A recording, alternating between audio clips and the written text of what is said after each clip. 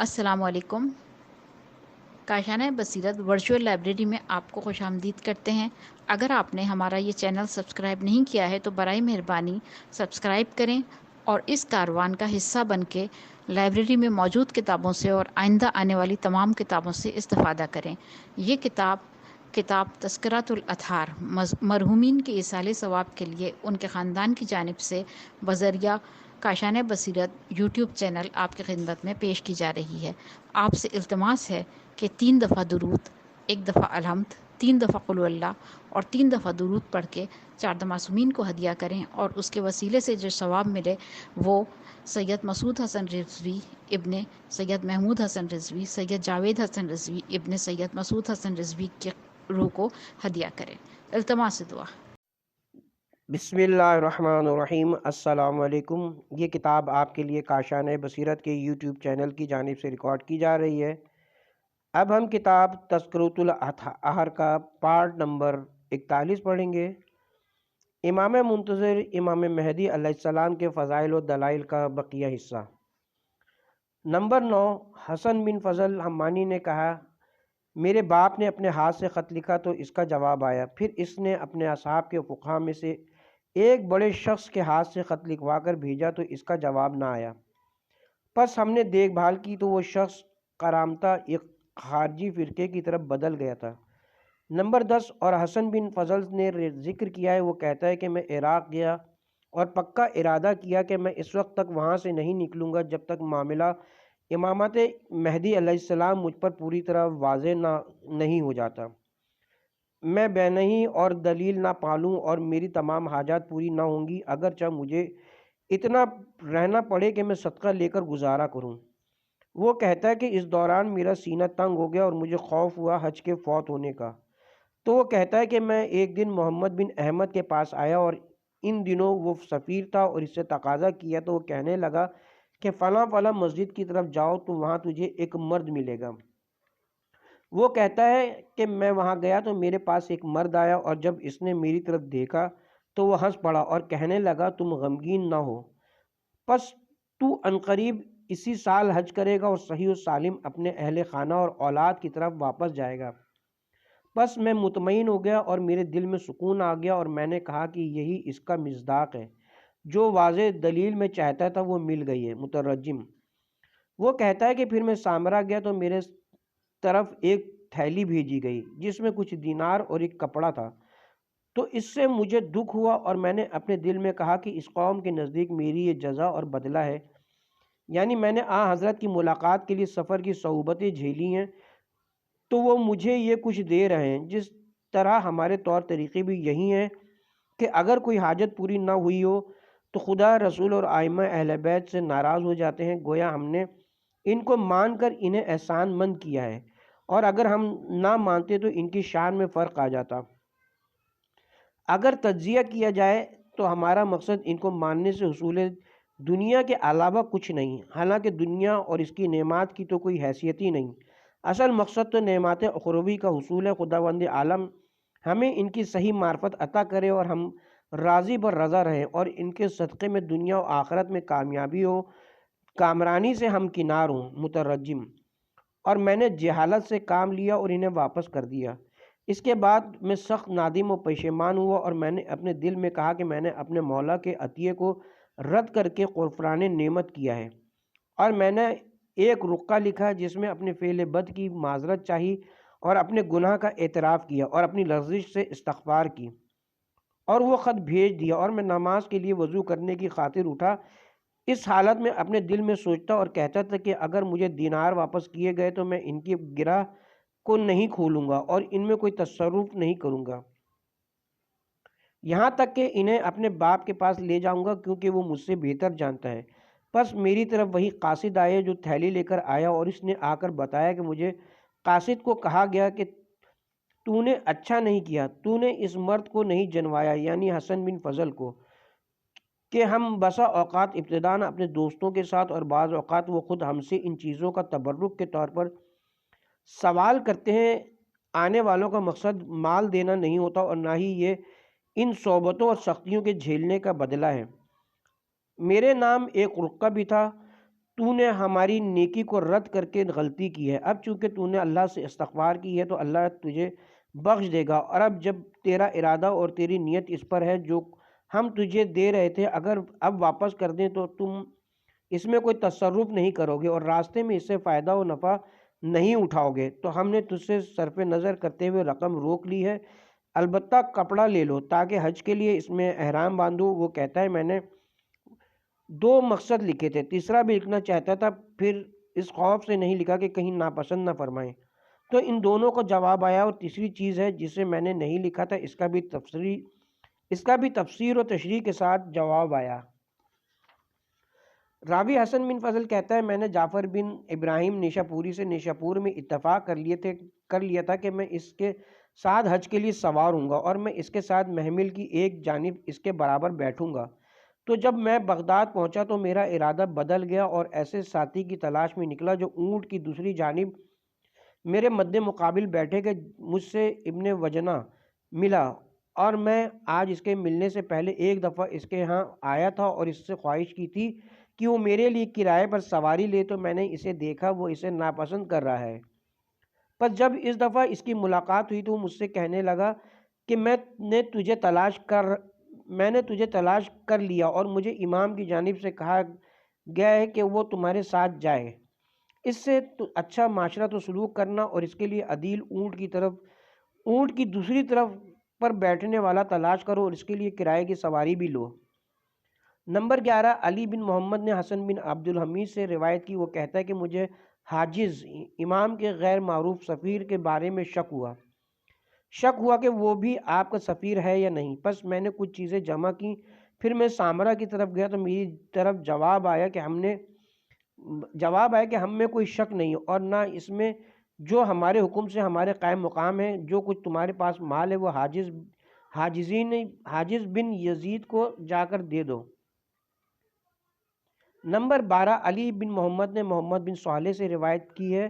وہ کہتا ہے کہ جب میرا باپ فوت ہو گیا تو جملہ ذمہ داریاں مجھ پر آن پڑیں، تو میرے باپ کے لوگوں کے ذمے کچھ مزاربہ کے اموال تھے جو اموال ما غریم یعنی صاحب الامر علیہ السلام کے مال میں سے تھے۔ شیخ مفید رحمۃ اللہ علیہ فرماتے ہیں کہ لفظ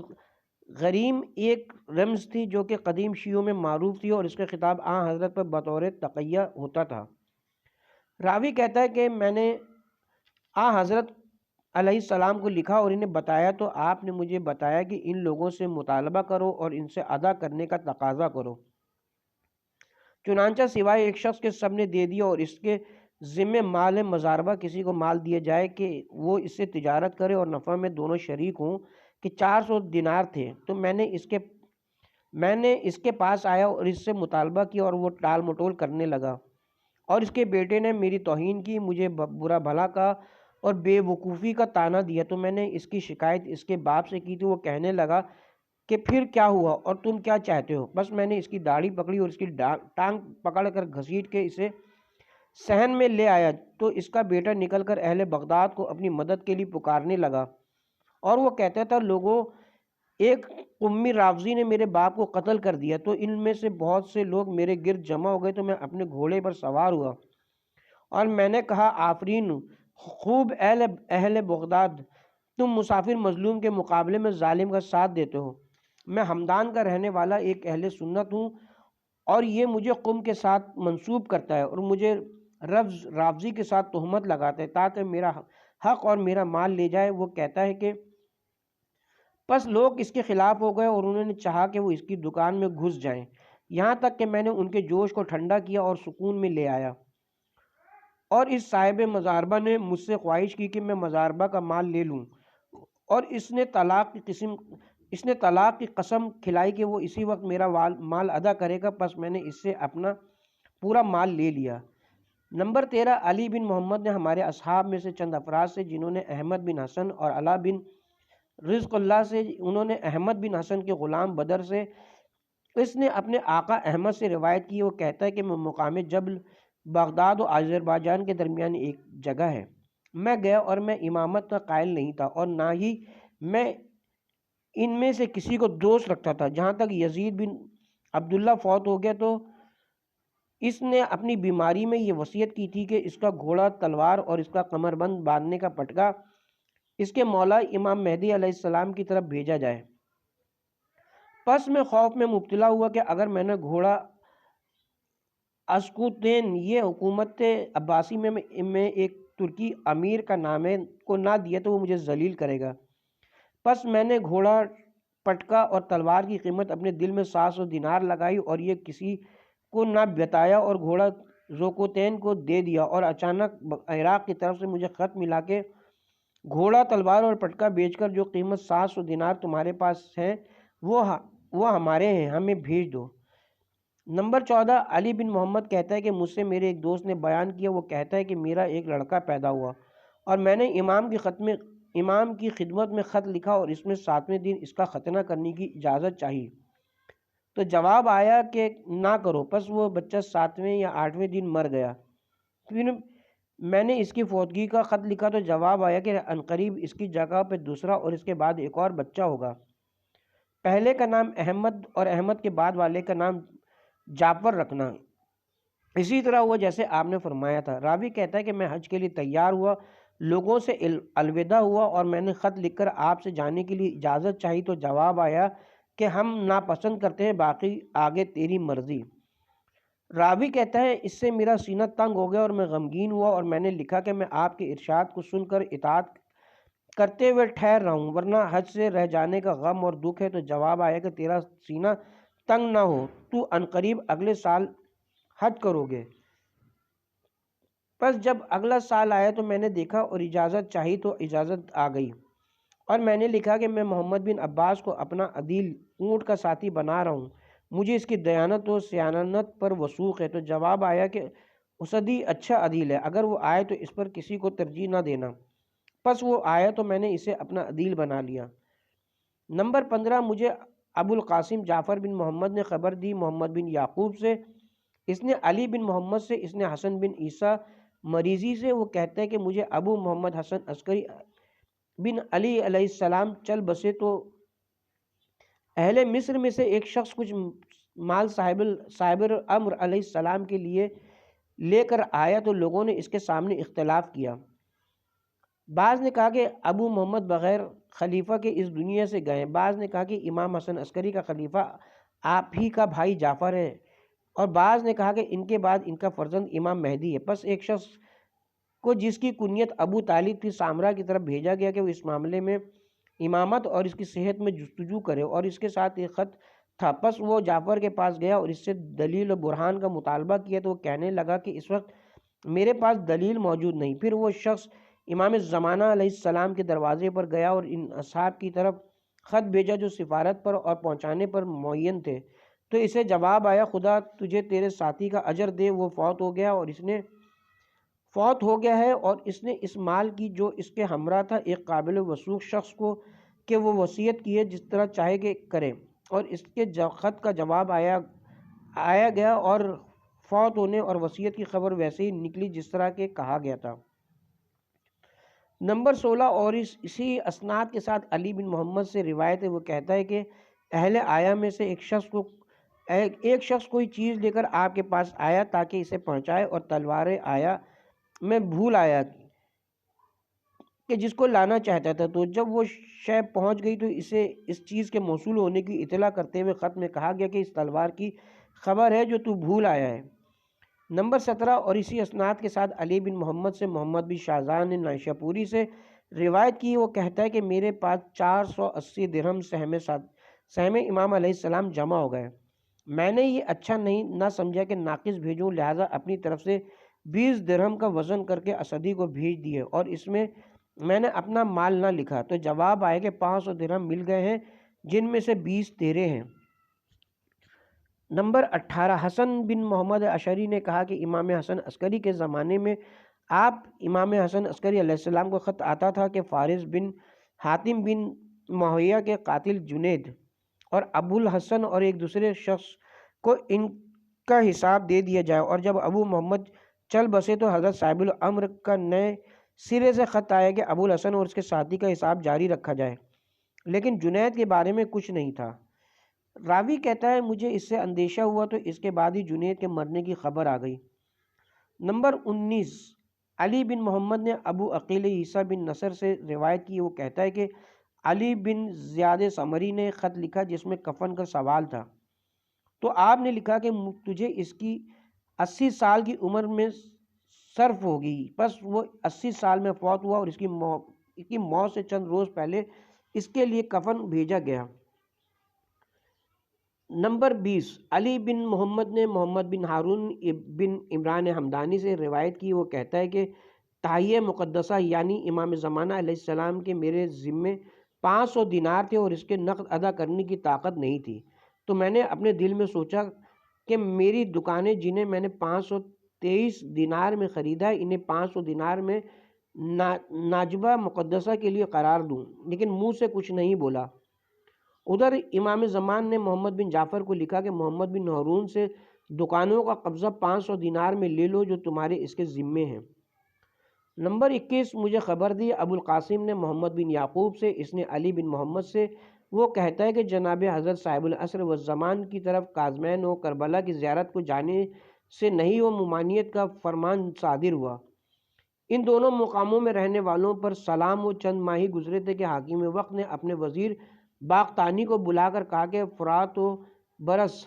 حلہ و کوفے کے درمیان جہاں شیعان محمد و آل محمد بستے تھے کہ لوگوں کو کاظمین و کربلا کی زیارت سے میرے حکم مطابق روک دو اور جو ظاہر ہے ان کی نگرانی کرتے ہوئے گرفتار کر لیا جائے۔ حضرت قائم آل محمد علیہ السلام کی اس قسم کی اخبار کتابوں میں بہت زیادہ ہیں، جس سے کتاب طویل ہو جائے گی، اور جو کچھ میں نے اسے تحریر کی ہے وہی کافی ہے۔ اللہ ہی کے لیے حمد اور اسی کا احسان ہے ظہور امام مہدی علیہ السلام کی علامات و حوادث۔ تو ان علامات میں سے ہے سفیانی کا خروج، سید حسنی کی شہادت، بنی عباس کا دنیاوی ملک میں اختلاف، 15 رمضان کو سورج گرہن اور آخری رمضان میں عادات کے خلاف چاند گرہن، مقام بیدا کا زمین کے اندر دھنس جانا، مشرق و مغرب میں زمین کا اندر دھنس جانا، زوال کے وقت سے عصر کے وقت تک سورج کا رک جانا، مغرب سے سورج کا طلوع کرنا، نفس زکیہ کا کوفے کی پشت پر 70 صالحین کی جماعت کے ساتھ شہید ہونا، ایک ہاشمی کا رکن و مقام کے درمیان ذبح ہونا، مسجد کوفہ کی دیوار کا گرنا، خراسان کی طرف سے سیاہ جھنڈوں کا آگے بڑھنا، یمانی کا خروج کرنا، مغربی کا مصر میں ظہور اور شامات کو اپنی ملکیت میں لانا، جزیرے میں ترکوں کا اترنا اور رملہ میں روم کا نزول، مشرق میں ایک ستارے کا طلوع جو چاند کی طرح روشنی دے گا، پھر وہ ٹیڑھا ہوگا یہاں تک کہ قریب ہوگا کہ اس کے دونوں کنارے مل جائیں، آسمان میں سرخی کا ظاہر ہو کر اطراف میں پھیل جانا، طول مشرق میں آگ کا ظاہر ہونا اور 3 یا 7 دن تک فضا میں باقی رہنا، عرب کا اپنی مہاریں اتار کر شہروں کا مالک بن جانا اور ان شہروں کا عجمی بادشاہ کے تسلط سے نکل جانا، اہل مصر کا اپنے امیر کو قتل کرنا، شام کا برباد ہو کر 3 مختلف جھنڈوں کا ہونا، قیس و عرب کے جھنڈوں کا مصر میں داخل ہونا، قبیلہ کندہ کے جھنڈوں کا خراسان کا رخ کرنا، مغرب کی طرف سے گھوڑوں کا ورود یہاں تک کہ وہ نجف کی حدود جبرہ کے صحن میں باندھے جائیں گے، سیاہ جھنڈوں کا مشرق کی طرف سے جبرہ کی طرف سے بڑھنا، دریائے فرات کے پانی کا زیادہ ہو کر کوفے کی گلیوں میں داخل ہونا، 7 جھوٹوں کا خروج جو سب کے سب نبوت کا دعویٰ کریں گے، آل ابو طالب میں سے 12 افراد کا خروج جو سب کے سب امام کا دعویٰ کریں گے، بنی عباس کے گروہ میں سے ایک بزرگ شخص کا مقام جلولہ اور خانقین کے درمیان جلایا جانا، بغداد شہر میں محلہ کرج کے نزدیک پل باندھنا، وہاں کے درمیان میں سیاہ آندھی کا پھیلنا، زلزلے کا آنا جس سے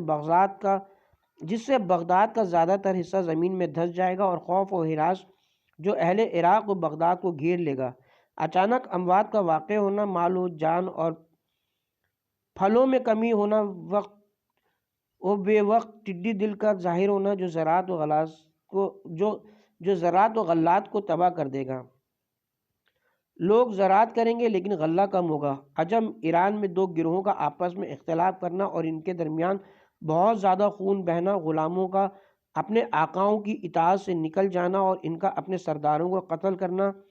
اہل بدعت میں سے ایک قوم کو مسخ ہو کر بندر اور خنزیر بن جانا اور سرداروں کے شہروں پر غلاموں کا غلبہ حاصل کرنا،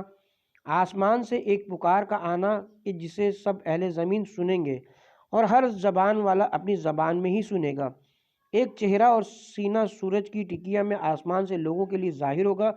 مردے قبروں سے اٹھ کھڑے ہوں گے اور دنیا کی طرف پلٹ آئیں گے، پس وہ ایک دوسرے کو پہچانیں گے اور ایک دوسرے کی ملاقاتیں کریں گے، پھر ان سب کا خاتمہ 24 متصل بارشوں پر ہوگا جن سے زمین مردہ ہونے کے بعد زندہ ہو جائے گی اور اس کی برکتیں پہچانی جائیں گی، اور اس کے بعد ہر آفت و مصیبت حق کے عقیدہ رکھنے والے مہدی کے شیعوں سے زائل ہو جائے گی، اور اس وقت انہیں پتہ چل جائے گا کہ آپ نے مکے میں ظہور کیا ہے اور وہ آپ کی نصرت و مدد کے لیے آپ کو رخ کریں گے۔ جس طرح کے اس سلسلے میں اخبار و روایت آئی ہیں، ان واقعات میں سے کچھ حتمی اور کچھ مشروط ہیں، اور خدا بہتر جانتا ہے جو کچھ ہونے والا ہے، ہم نے تو انہیں ذکر کر دیا جس طرح کہ وہ کتب میں تحریریں اور جس طرح آثار منقولہ انہیں اپنے ضمن میں لیے ہوئے ہیں، اور اللہ سے ہم عنایت و مدد چاہتے ہیں اور اسی سے ہی توفیق مانگتے ہیں۔ نمبر 1، مجھے خبر دی ابو الحسن علی بن بلال محلبی نے، وہ کہتا ہے کہ مجھ سے بیان کیا محمد بن جعفر مؤذن نے احمد بن ادریس سے، اس نے علی بن محمد بن قتیبہ سے، اس نے فضل بن شاذین سے، اس نے اسماعیل بن صبا سے، وہ کہتا ہے کہ میں نے اپنے اصحاب میں سے شیخ بزرگ سے سنا جو سیف بن امیرہ کے نام سے ذکر کرتا تھا، وہ کہتا ہے کہ میں ابو جعفر منصور کے پاس تھا کہ اس نے مجھ سے بغیر تمہید کے ابتدا کیا، اے سیف بن امیرہ، آسمان سے لازمی طور پر ایک ندا دینے والا ابو طالب کی اولاد میں سے ایک شخص کا نام لے کر ندا کرے گا۔ میں نے کہا آپ پر قربان جاؤں اے امیر، یہ حدیث آپ کرتے ہیں؟ کہنے لگا ہاں، قسم ہے اس کی جس کے قبضے میں میری جان ہے، یہ تو میرے دونوں کانوں سے نے سنی ہے۔ تو میں نے اس سے کہا کہ اے امیر، یہ حدیث تو میں نے اس وقت سے پہلے نہیں سنی۔ تو منصور نے کہا اے سیف، یہ حدیث حق ہے، پس جب وہ ندا ہوگی تو ہم سب سے پہلے لبیک کہیں کہ قبول کریں گے، لیکن یہ ندا ہمارے چچا زاد بھائیوں میں سے ایک کے نام ہوگی۔ تو میں نے کہا وہ مرد اولاد فاطمہ سے ہے؟ تو اس نے کہا ہاں۔ اے سیف، اگر میں نے یہ حدیث ابو جعفر محمد بن باقر بن علی زین العابدین علیہ السلام سے نہ سنی ہوتی اور تمام اہل زمین مجھ سے بیان کرتے تو میں ان سے قبول نہ کرتا، لیکن وہ تو محمد بن علیہ السلام ہے۔ نمبر 2، یحییٰ بن ابو طالب نے علی بن عاصم سے، اس نے عطا بن صاحب سے، اس نے اپنے باپ سے، اس نے عبداللہ بن عمر سے روایت کی ہے، وہ کہتا ہے کہ رسول اللہ صلی اللہ علیہ وآلہ وسلم نے فرمایا اس وقت قیامت نہیں ہوگی جب تک میری اولاد میں سے مہدی ظہور نہ کرے، اور مہدی ظہور نہیں کرے گا جب تک 60 جھوٹے شخص خروج نہ کریں گے جن میں سے ہر ایک کہے گا کہ میں نبی ہوں۔ نمبر 3، مجھ سے فضل بن شاذان نے، اس نے آ کے جس سے روایت کی ہے، اور اس شخص نے ابو حمزہ سمالی سے، وہ کہتا ہے کہ میں نے ابو جعفر علیہ السلام سے عرض کیا کیا سفیانی کا خروج حتمی علامات میں سے ہے؟ فرمایا ہاں، ندائے آسمانی اور سورج کا مغرب سے طلوع کرنا، بنی عباس کا حکومت میں اختلاف، نفس زکیہ کا قتل اور خروج قائم آل محمد، یہ سب کی سب حتمی ہے۔ تو میں نے عرض کیا کہ ندا کس طرح ہوگی؟ تو آپ نے فرمایا دن کے پہلے حصے میں آسمان سے ندا آئے گی، یاد رکھو کہ بے شک حق علی اور اس کے شیعوں کے ساتھ ہے۔ پھر ابلیس دن کے آخری حصے میں زمین سے پکارے گا، یاد رکھو بے شک حق عثمان اور اس کے شیعوں کے ساتھ ہے۔ تو اس وقت باطل پرست شک میں پڑ جائیں گے۔ نمبر 4، حسن بن علی وشا نے احمد بن عائز سے، اس نے ابو خدیجہ سے، اس نے ابو عبداللہ علیہ السلام سے روایت کی کہ آپ نے فرمایا کہ اس وقت تک قائم خروج نہیں کرے گا جب تک ان سے پہلے بنی ہاشم میں سے 12 افراد خروج نہ کریں کہ جن میں سے ہر ایک اپنی طرف دعوت دے گا۔ نمبر 5، محمد بن ابو بلاد نے علی بن محمد ازدی سے، اس نے اپنے باپ سے جس نے اپنے دادا سے روایت کی، وہ کہتا ہے کہ امیر المومنین علیہ السلام نے فرمایا کہ قائم علیہ السلام سے پہلے سرخ موت اور سفید موت ہے، اور ٹڈی دل کا وقت و بے وقت آنا جو خون کے رنگ کی طرح ہوگی، پس سرخ موت سے مراد تو تلوار ہے اور سفید موت سے مراد طاعون و وبا ہے۔ نمبر 6، حسن بن محبوب نے عمرو بن ابو مقدام سے، اس نے جعفر جفعی سے، اس نے ابو جعفر علیہ السلام سے روایت کی، آپ نے فرمایا کہ زمین سے لپٹے رہو اور ہاتھ پاؤں کو حرکت نہ دو جب تک کہ وہ علامات نہ دیکھ لو جنہیں تمہارے لیے ذکر کرتا ہوں، اور میں نہیں دیکھتا کہ تم انہیں پا سکو۔ بنی عباس کا اختلاف منادی جو آسمان سے ندا کرے اور شام کی ایک بستی کا زمین میں دھنس جانا جسے جابیہ کہیں گے۔ ترکوں کا جزیرے میں، روم کا رملہ میں نزول، اور اس وقت ہر خطہ زمین میں زیادہ اختلاف ہونا، یہاں تک کہ شام برباد ہو جائے گا، اور اس کے برباد ہونے کا سبب یہ کہ اس میں 3 جھنڈے ہو جائیں گے، اس میں 3 جھنڈے جمع ہو جائیں گے، سفید سرخی مائل جھنڈا، مختلف رنگوں والا جھنڈا اور سفیانی کا جھنڈا۔ نمبر 7، علی بن حمزہ نے ابو الحسن موسیٰ سے روایت کی، خدا کے اس ارشاد کے بارے میں، ان قریب ہم اطراف عالم میں اور ان کے وجود میں اپنی آیات و نشانیاں انہیں دکھائیں گے تاکہ ان کے لیے واضح ہو جائے کہ وہ حق ہے۔ حضرت نے فرمایا، آفاق میں فتنے اور دشمنان حق میں مسخ ہونا ہوگا۔ نمبر 8، وہب بن ابو حفیظ نے ابو بصیر سے روایت کی، وہ کہتا ہے کہ میں نے ابو جعفر علیہ السلام کو یہ کہتے ہوئے سنا، خدا کے اس قول میں، اگر ہم چاہیں تو آسمان سے ایسی نشانی ان کی طرف نازل کریں کہ جس کے سامنے ان کی گردنیں جھک جائیں۔ فرمایا، عنقریب خدا ان کے لیے ایسا کرے گا۔ میں نے کہا کہ وہ کون لوگ ہیں؟ فرمایا، بنو امیہ اور ان کے شیعہ۔ تو میں نے عرض کیا وہ آیت کیا ہے؟ فرمایا کہ زوال سے لے کر عصر کے وقت تک سورج کا ایک جگہ رک جانا اور ایک مرد کے سینے اور چہرے کا سورج کی ٹیکیا میں ظاہر ہونا، جو اپنے حسب و نسب سے پہچانا جائے گا، اور سفیانی کے زمانے میں ہوگا، اور اس وقت اس کی اور اس قوم کی ہلاکت و تباہی ہوگی۔ نمبر 9، عبداللہ بن بکیر نے عبد المالک بن اسماعیل سے، اس نے اپنے باپ سے، اس نے سعید بن جبیر سے روایت کی ہے کہ وہ سال جس میں مہدی علیہ السلام قیام و ظہور فرمائیں گے، 24 دن زمین پر بارش ہوگی جس کے آثار و برکات دیکھے جائیں گے۔ نمبر 10، فضل بن شازین نے احمد بن محمد بن ابو نصر سے، اس نے سابلہ ازدی سے روایت کی، وہ کہتا ہے کہ ابو جعفر نے فرمایا، 2 نشانیاں قیام قائم سے پہلے ہوں گی، 15 رمضان کو سورج گرہن اور آخری رمضان میں چاند گرہن خلاف عادت ہوگا۔ راوی کہتا ہے، میں نے عرض کیا، فرزند رسول، کیا سورج گرہن آخری مہینے میں اور چاند گرہن 15 کو؟ تو ابو جعفر نے فرمایا، میں بہتر جانتا ہوں جو کچھ میں نے کہا ہے، یہ دونوں ایسی نشانیاں کہ آدم کے زمین پر اترنے کے وقت سے اب تک نہیں ہوئی۔ نمبر 11، سلبہ بن میمون نے شعیب داد سے، اس نے صالح بن میسم سے، وہ کہتا ہے، میں نے ابو جعفر علیہ السلام کو کہتے ہوئے سنا، قیام قائم اور نفس زکیہ کے قتل ہونے کے درمیان 15 راتوں سے زیادہ فاصلہ نہیں ہے۔ نمبر 12، عمرو بن شمر نے جابر سے روایت کی ہے کہ میں نے ابو جعفر علیہ السلام سے عرض کیا، یہ معاملہ کب ہوگا؟ فرمایا، کب ہوگا اے جابر؟ جب جبرہ اور کوفے کے درمیان کثرت سے لوگ قتل ہوں گے۔ نمبر 13، محمد بن سنان نے حسین بن مختار، اس نے ابو عبداللہ علیہ السلام سے روایت کی ہے، آپ نے فرمایا کہ جب مسجد کوفہ کی دیوار عبداللہ بن مسعود کے گھر والی طرف سے گر جائے گی تو اس وقت اس قوم کا ملک و سلطنت زائل ہو جائیں گے، اور جب ان کا زوال ہوگا اس وقت قائم کا خروج متوقع ہے۔ نمبر 14، سیب بن امیرہ نے بکر بن محمد سے، اس نے ابو عبداللہ سے روایت کی ہے، آپ نے فرمایا، 3 کا خروج سفیانی، خراسانی اور یمانی 1 سال 1 ماہ اور 1 ہی دن میں ہوں گے، اور ان میں کوئی جھنڈا یمانی کے جھنڈے سے زیادہ ہدایت یافتہ نہیں ہے، کیونکہ وہ حق کی طرف دعوت دے گا۔ نمبر 15، فضل بن شازین نے احمد بن محمد ابو نصر سے، اس نے جناب ابو الحسن رضا علیہ السلام سے روایت کی، آپ نے فرمایا کہ جس کی طرف تم اپنی گردنیں بڑھاتے ہو انتظار مہدی اور ظہور حکومت حق، وہ نہیں ہوگا جب تک تمہیں مختار و جدا اور تمہارا امتحان نہیں کیا جائے گا، اور تم میں سے باقی نہیں بچیں گے مگر تھوڑے سے، پھر آپ نے یہ آیت پڑھی، کیا لوگوں کا یہ گمان ہے کہ انہیں چھوڑ دیا جائے گا اس بات پر کہ وہ کہیں گے کہ ہم ایمان لے آئے اور ان کا امتحان نہیں لیا جائے گا؟ پھر آپ نے فرمایا کہ کشائش و فرج ظہور امام مہدی علیہ السلام کی علامات میں سے دو مسجدوں کے درمیان کا حادثہ ہے، یعنی مسجد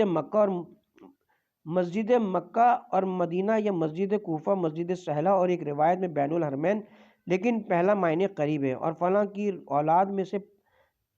15 دلاور عرب کو فلاں قتل کرے گا۔ نمبر 16، فضل بن شازین نے معمر بن خلاد سے، اس نے ابو الحسن رضا علیہ السلام سے روایت کی ہے، آپ نے فرمایا گویا میں مصر کی طرف سے آگے بڑھنے والے سبز رنگ کے جھنڈے دیکھ رہا ہوں، یہاں تک کہ وہ شامات سوریہ میں آئیں گے اور صاحب وساعت کے بیٹے کو ہدایت و رہبری کریں گے۔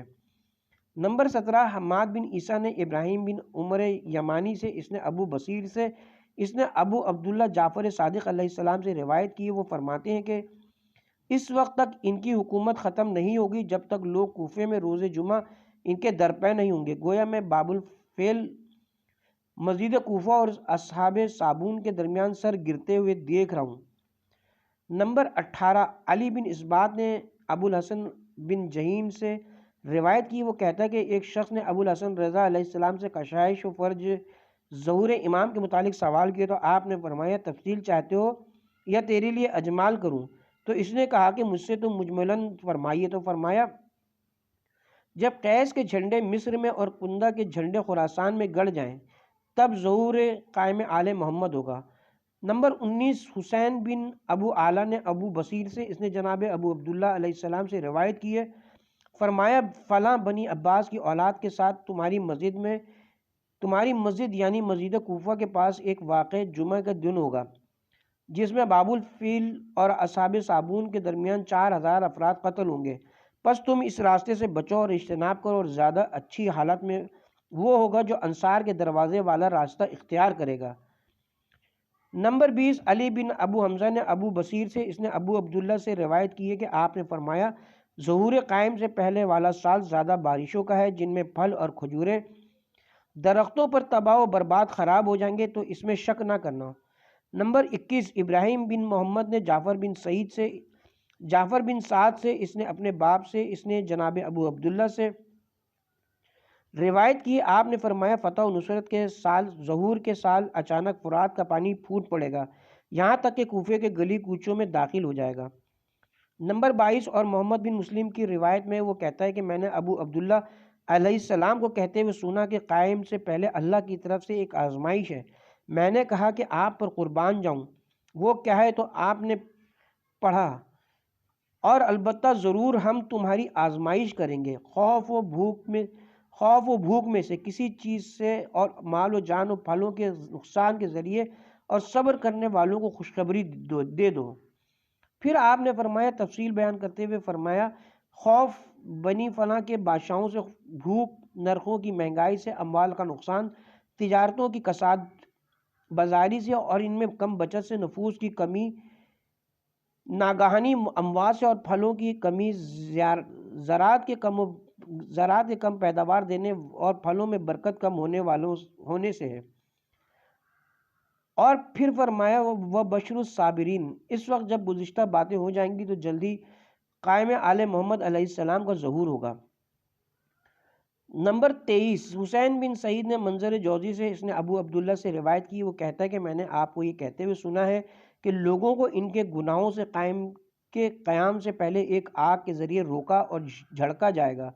جو آسمان میں ظاہر ہوگی، اور سرخی جو آسمان میں عام ہوگی۔ بغداد و بصرہ کے شہر میں زمین اندر کی طرف دھس جائے گی اور وہاں خون بہیں گے، اور اس کے گھر خراب ہوں گے، اور اس کے رہنے والوں میں فنا و بربادی ہوگی، اور اہل عراق کو خوف و ہراس نے گھیر رکھا ہوگا، جس کی وجہ سے انہیں قرار و چین نہیں ہوگا۔